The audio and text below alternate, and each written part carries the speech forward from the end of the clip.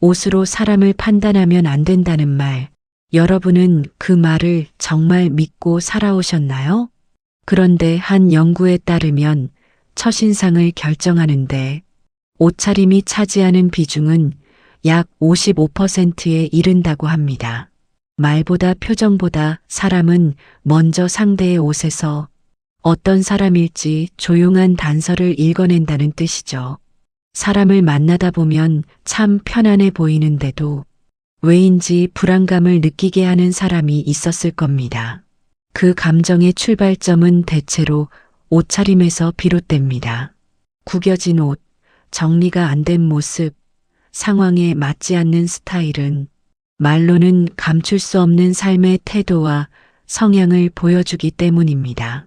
하지만 이것이 단순히 티가 나는 사람을 조심하라는 이야기가 아닙니다. 사람의 옷차림 속에는 그가 어떤 태도로 살아왔는지 짐작할 수 있는 아주 작은 본성의 흔적들이 숨어 있습니다. 그리고 많은 경우 그 작은 단서가 관계의 첫 번째 경고가 되기도 합니다. 시작하기 전에 오늘 주제가 마음에 닿는다면 구독과 좋아요 눌러주세요. 지혜다감은 언제나 여러분의 곁에서 따뜻한 이야기와 삶의 힘이 되는 지혜를 전하겠습니다. 이제 옷차림에서 드러나는 본성의 5가지 모습을 하나씩 차근히 이야기해 보겠습니다.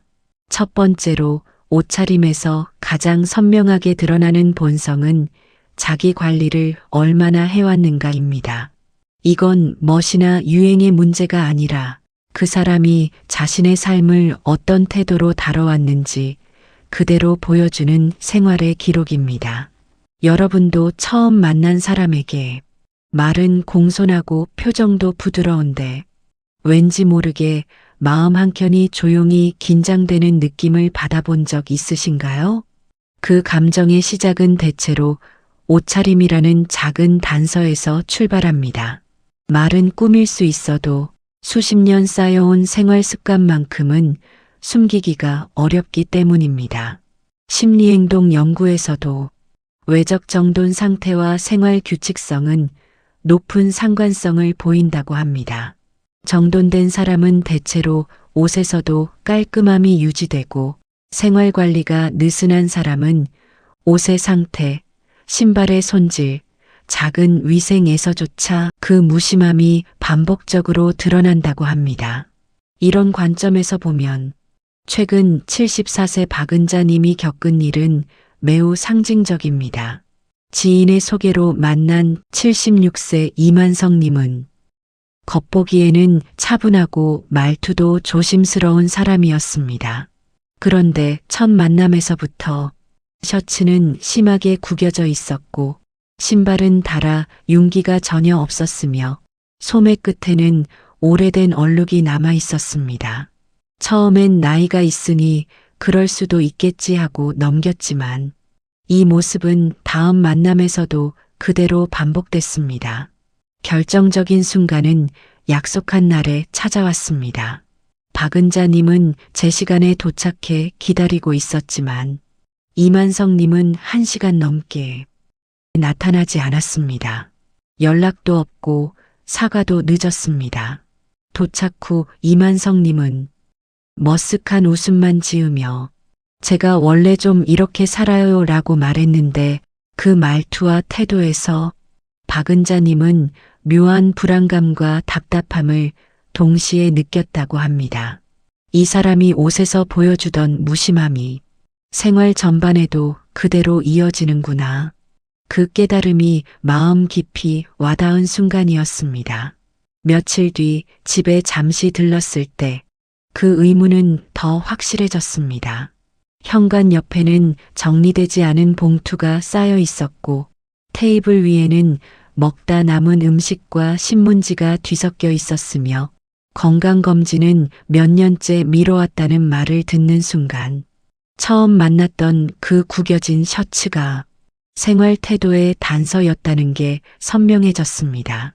그렇다면 우리는 이런 상황에서 무엇을 먼저 관찰해야 할까요? 의도적으로 사람을 판단하라는 뜻이 아닙니다.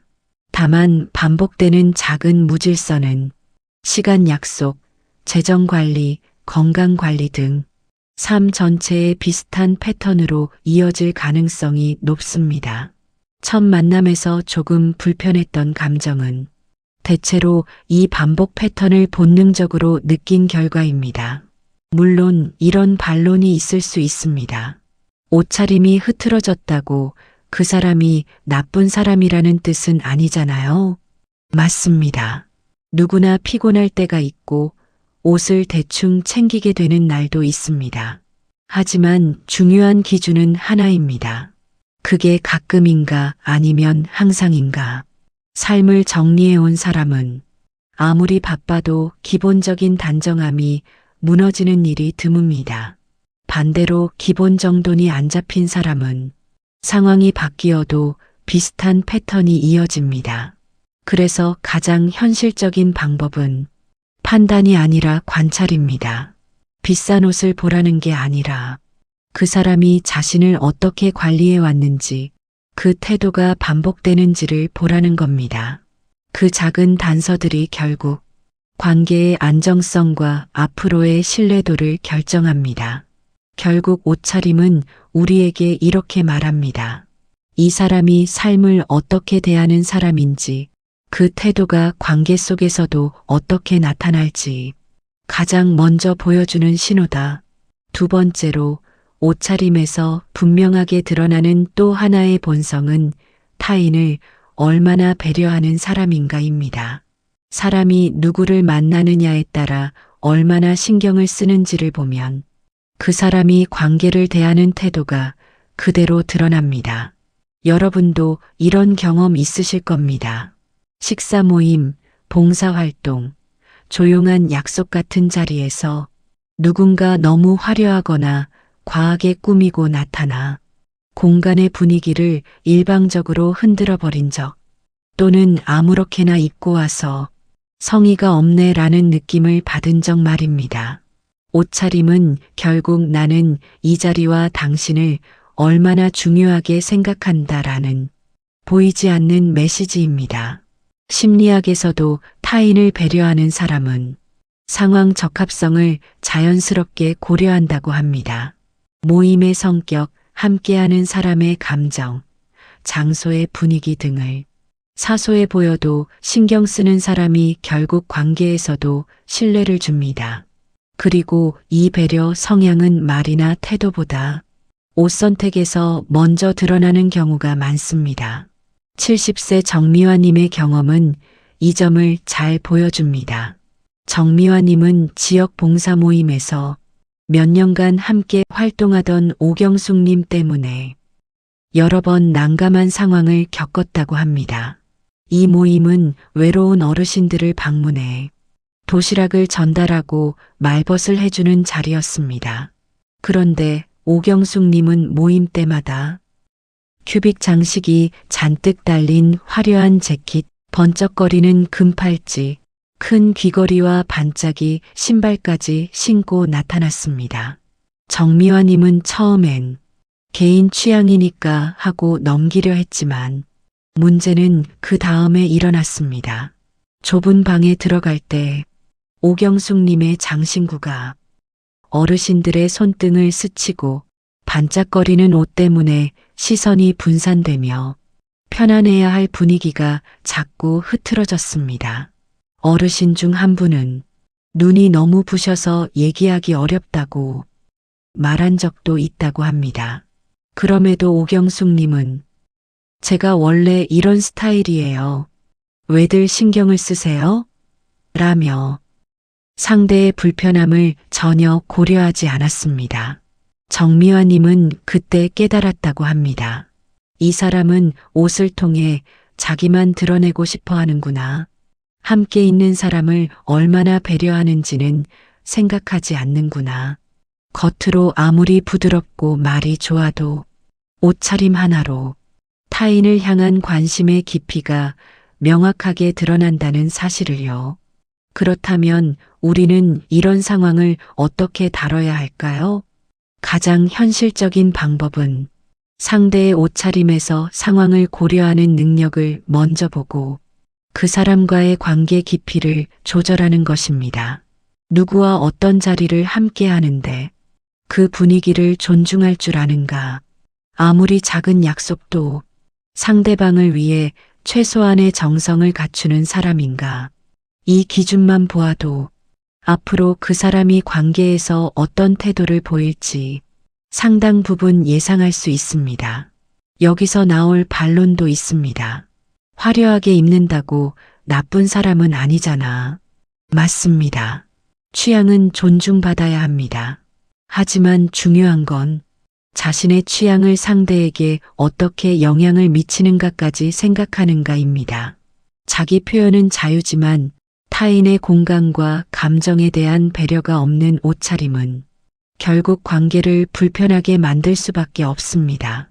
그래서 더 나은 해답은 옷차림을 통해 보이는 배려의 패턴을 관찰하는 것입니다. 조용한 자리에서는 조용하게, 편안한 자리에선 편안하게, 상대가 불편하지 않게 조정할 줄 아는 사람은 대부분 관계에서도 안정적이고 성숙합니다.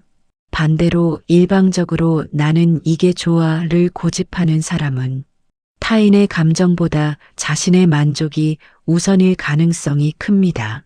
결국 옷차림은 이렇게 말합니다. 이 사람이 나와의 관계를 얼마나 소중히 여기는가, 나를 배려할 수 있는 사람인가.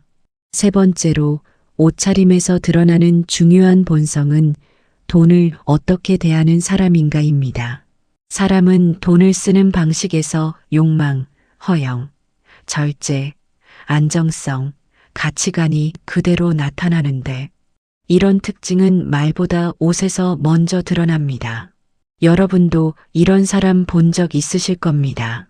겉으론 멀쩡해 보이는데 이상하게 보여주려는 느낌이 강하게 풍기는 사람, 또는 형편에 비해 지나치게 절약하고 필요한데도 돈을 쓰지 않아 삶이 불편해 보이는 사람 말입니다. 이 두 가지 극단의 모습은 결국 돈과 삶을 어떻게 바라보는가라는 내면의 본성을 그대로 비춥니다. 실제로 소비심리 연구에서도 과소비와 과절약은 모두 자기 이미지 관리 또는 불안감 회피와 깊은 관련이 있다고 합니다. 즉, 지나치게 비싼 옷을 입는 사람은 자기 가치를 외부로 증명하려는 경향이 있고 필요한 곳에도 돈을 쓰지 않는 사람은 감정적 불안 또는 생활 미숙이 숨어 있을 가능성이 크다는 것입니다. 부산에 사는 69세 최영길님의 경험은 이 부분을 아주 현실적으로 보여줍니다. 최영길님은 오래 알고 지낸 지인 윤혜성님 때문에 한동안 관계를 계속 유지해야 하는지 고민했다고 합니다. 윤혜성님은 만날 때마다 로고가 크게 박힌 고급 브랜드 옷, 명품 신발, 반짝이는 시계와 액세서리를 착용했습니다. 처음엔 멋을 아는 사람이구나 정도로 생각했지만 대화를 해보면 그 이유가 금방 드러났습니다. 식사를 할 때면 나는 이런 데선 잘 안 먹는데 이 집은 맛이 별로야. 다른 데 가야 하는데 이런 식으로 음식을 평가하면서 자신의 수준을 은근히 과시했습니다. 누군가 자동차나 집 이야기를 하면 요즘은 그걸로는 조금 부족하지 않나? 라며 상대의 생활 수준을 조심스럽게 깎아내리는 말투도 있었습니다. 그런데 놀라운 건 정작 본인은 카드값을 감당하지 못해 지인들에게 종종 돈을 빌리곤 했다는 사실입니다. 겉으로는 번쩍이는 옷차림이지만 실제로는 경제적 불안과 허영의 충동이 옷에 그대로 드러나고 있었던 겁니다. 반대로 또 다른 예도 있습니다. 필요한데도 돈을 쓰지 않아 스스로를 어렵게 만드는 사람들입니다. 오래된 옷만 반복해서 입고 겨울에도 얇은 셔츠 하나로 버티며 건강을 해치는 사람들도 있습니다. 이 역시 돈을 아끼는 게 아니라 돈을 쓰는 것 자체에 대한 두려움이나 자기 관리의 무기력이 이 옷차림에서 드러난 모습입니다. 그렇다면 이런 사람들을 만났을 때 우리는 어떤 관점을 가져야 할까요? 가장 현실적인 방법은 그 사람이 얼마나 균형 잡힌 소비를 할 줄 아는지를 옷차림에서 먼저 읽어보는 것입니다. 능력보다 과하게 소비하는 사람은 관계 안에서도 허영과 과시가 반복될 가능성이 높고, 필요한 곳에도 돈을 쓰지 않는 사람은 자기 관리와 관계의 책임감 면에서 꾸준함이 부족할 수 있습니다. 이렇게 생각하실 수도 있습니다. 옷에 돈을 많이 쓰는 게 왜 문제야? 자기 만족일 수도 있잖아. 그 말도 맞습니다. 하지만 중요한 건 돈을 쓰는 방식이 그 사람의 삶 전체에 어떤 영향을 주는가입니다. 멋있게 보이고 싶어 하는 마음 자체는 나쁘지 않습니다. 문제는 그 욕망이 관계, 생활, 신뢰까지 흔들 정도로 균형이 무너질 때입니다. 그래서 더 중요한 기준은 이것입니다. 비싸냐 싸냐가 아니라 그 옷차림에서 삶의 균형이 느껴지는가입니다. 과시로만 채워진 스타일인지, 무심함으로 방치된 모습인지, 혹은 자신을 존중하면서도 상황에 맞는 절제와 품위를 유지하는 사람인지, 옷은 돈을 어떻게 쓰는지를 가장 솔직하게 말합니다. 그리고 그 태도는 대부분 관계에서도 그대로 반복됩니다. 결국 옷차림은 이렇게 알려줍니다. 이 사람은 돈을 어떻게 쓰는 사람인지, 그 선택이 관계의 안정성에 어떤 영향을 줄지 가장 먼저 보여주는 작은 신호라는 사실을요. 네 번째로, 옷차림에서는 그 사람이 감정을 어떻게 다루는지, 성향이 얼마나 안정적인지가 고스란히 드러납니다. 사람은 스스로 의식하지 못하더라도 기분이 흔들릴 때마다 옷 선택에 감정이 묻어나옵니다. 이건 멋을 부리고 안 부리고의 문제가 아니라 내면의 리듬이 옷에 그대로 스며드는 자연스러운 현상입니다. 대화를 나눠보면 차분해 보이는데 옷차림은 늘 자극적으로 흐르는 사람이 있습니다. 강렬한 색, 번쩍이는 소재, 크고 복잡한 패턴, 그 옷은 마치 나 오늘 조금 들떠 있어요 하고 먼저 알려주는 듯합니다. 반대로 표정은 무난해 보이지만 옷은 늘 같은 계열의 색만 반복하는 사람도 있습니다. 검정과 회색 같은 무채색이 주가되는 경우엔 안쪽에 오래 쌓인 피로감이나 조용한 침잠이 숨어 있는 경우도 많습니다. 심리 연구에서도 감정의 기복은 언어보다 외적 선택, 특히 옷에서 더 빠르게 나타난다고 말합니다. 감정이 오르내리면 색감과 질감의 선택이 불규칙해지고 안정적인 사람일수록 상황에 맞는 절제된 스타일을 고릅니다. 즉, 감정의 흐름은 옷차림이라는 무의식의 선택지에서 이미 드러나 있습니다. 대전의 74세 이상부님이 오랫동안 지켜본 지인 오선희님의 모습은 이 특징을 정확하게 보여줍니다. 오선희님의 옷차림은 늘 화려한 원색과 반짝이는 소재로 가득했습니다. 만나는 날마다 의상 분위기가 크게 달라 모임 사람들은 오늘은 기분이 좋은 날이구나, 오늘은 뭔가 마음이 무거운가 보다를 옷만 보고도 자연스럽게 느낄 정도였습니다. 알고 보니 오선희님은 기분이 들뜨면 과하게 화려한 옷을 골라 스스로를 더 자극시키고, 감정이 가라앉는 날엔 돌연 무거운 색의 옷을 꺼내 입으며 말수까지 적어졌다고 합니다. 옷차림이 단순한 개성의 표현이 아니라 하루의 감정 메뉴판처럼 움직인 셈입니다. 이런 감정 패턴은 관계에서 작은 파장을 일으킵니다.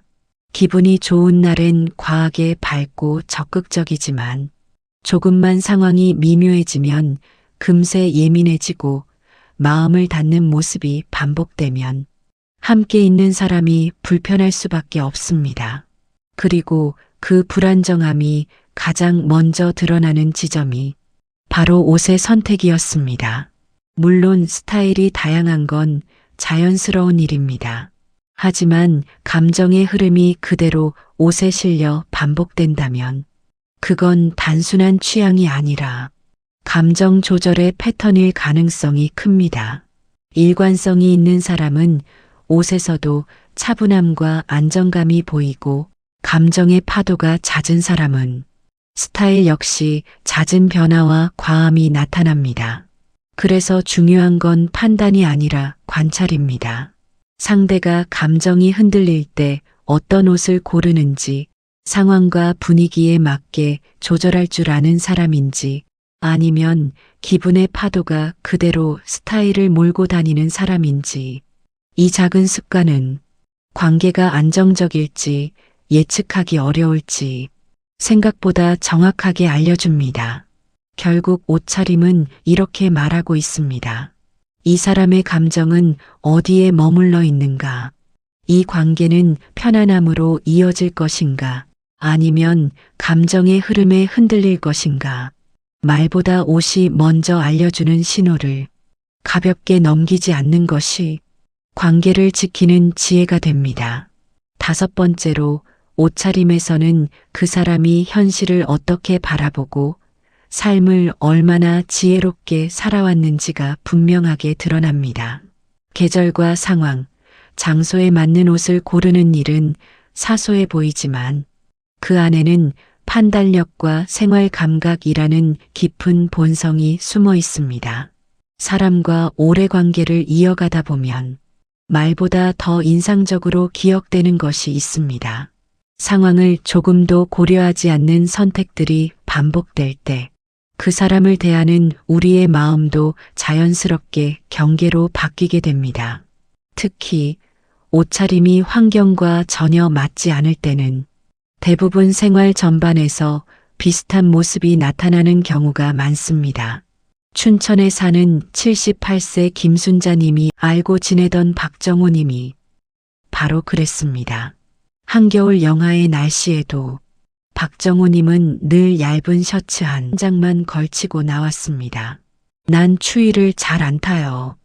이 말로 모든 것을 넘기곤 했지만 그날도 약속 장소까지 오는 동안 강한 바람을 맞았는지 얼굴이 새파랗게 질려 있었습니다.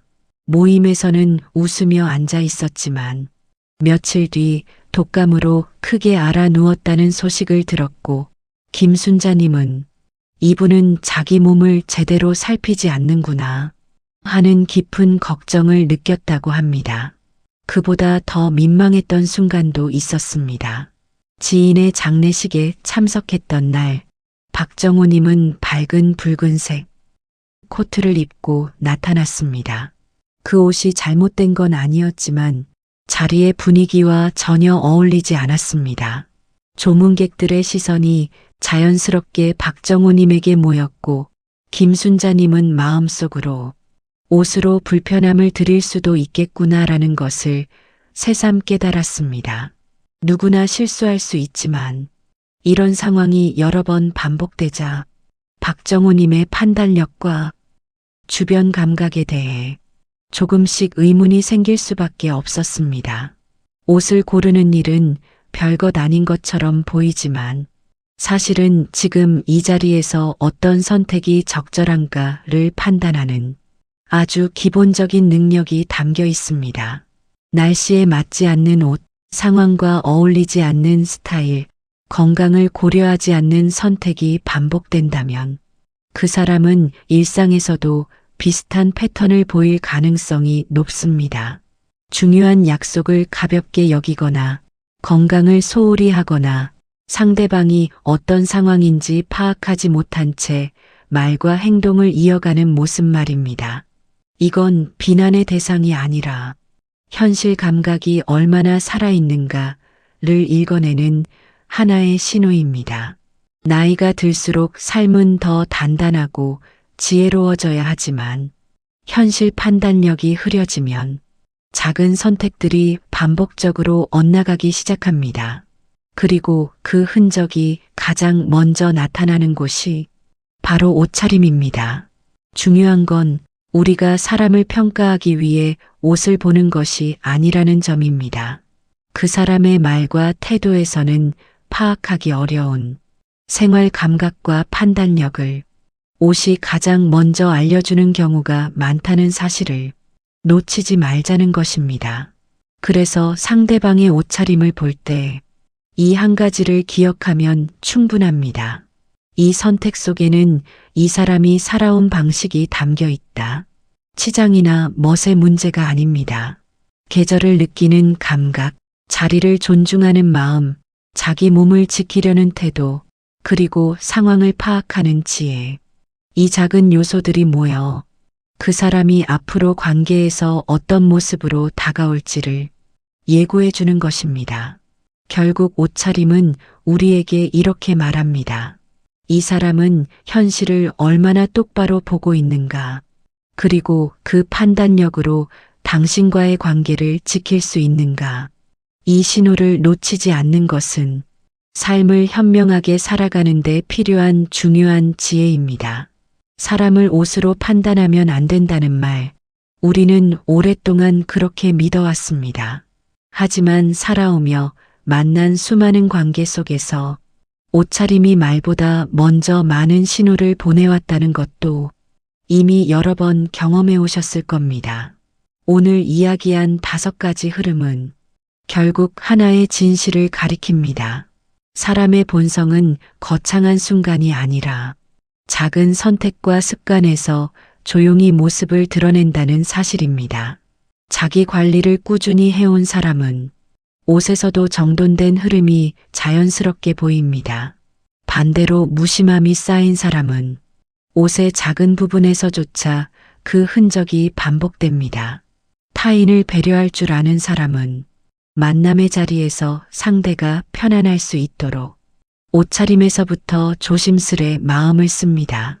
이 배려의 깊이는 결국 관계의 안정성과 신뢰로 이어집니다. 돈을 다루는 태도 또한 옷에서 묻어납니다. 과하게 꾸미는 사람, 필요한데도 쓰지 않는 사람, 둘 다 다른 방식으로 불균형을 드러냅니다. 감정 조절 역시 마찬가지입니다. 기분의 파고가 그대로 옷에 반영되면 관계에서도 비슷한 흐름으로 우리를 피곤하게 만들 때가 많습니다. 그리고 마지막으로 현실을 바라보는 감각과 삶의 지혜는 계절과 자리, 사람과 상황에 맞는 옷 선택에서부터 드러납니다. 스스로를 지키고 타인을 존중하고 자리의 분위기를 읽는 능력, 이 모든 것이 결국 한 벌의 옷에 담겨 있습니다. 이 모든 이야기는 사람을 단정하자는 것이 아니라 작은 신호를 읽을 줄 아는 사람이 더 지혜롭게 살아간다는 뜻입니다. 말은 누구나 포장할 수 있지만 옷차림은 그 사람이 살아온 패턴이 고스란히 배어 있는 기록입니다.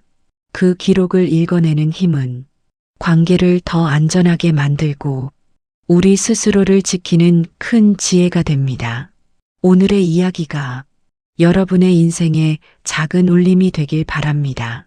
만남이 새로운 기회가 되기도 하고 때로는 조심해야 할 신호가 되기도 하듯 옷차림이 보내는 작은 조각들을 너무 가볍게 지나치지 않으셨으면 합니다. 여러분도 혹시 사람을 만나며 느꼈던 작은 신호들, 옷차림에서 읽어냈던 경험이 있으신가요? 여러분의 지혜롭고 깊은 이야기들을 댓글로 나눠주시면 좋겠습니다. 누군가에게 큰 도움이 될 수도 있고 또 다른 누군가의 삶을 밝히는 등불이 될지도 모릅니다. 여러분의 평온한 내일을 늘 응원합니다. 시청해 주셔서 감사합니다.